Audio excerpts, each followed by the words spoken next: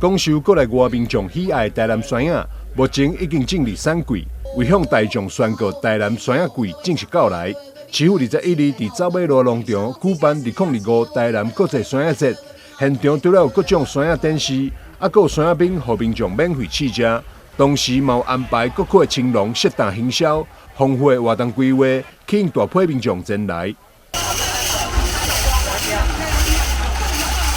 台南山影好滋味，不只受到国人喜爱，真侪外国朋友也学了解会得志。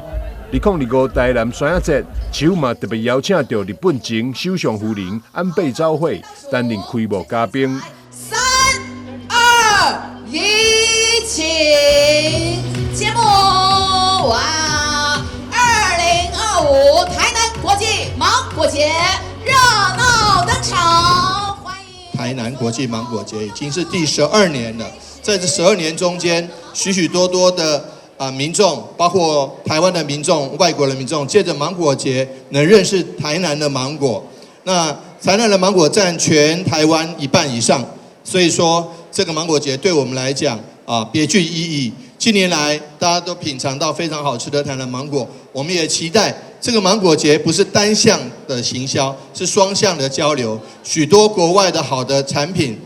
包括刚刚郭委员所介绍的这个我们山口县的河豚，我们也希望未来能够跟国外交流，能够我们的吃到山口县非常好吃的河豚，还有其他许多友谊城市的很棒的产品，包括我们之前也吃到了青森的苹果，还有很多很多的好的东西，希望大家一起交流。安倍昭惠致辞时表示，看到台湾有遐尔侪种类的山影，感觉到非常的惊喜，也非常的欢喜。いろいろな種類のマンゴーを見せて。黄市长有特别的介绍我们看到台湾有这么多种类的芒果，他觉得非常的惊讶，也非常的开心。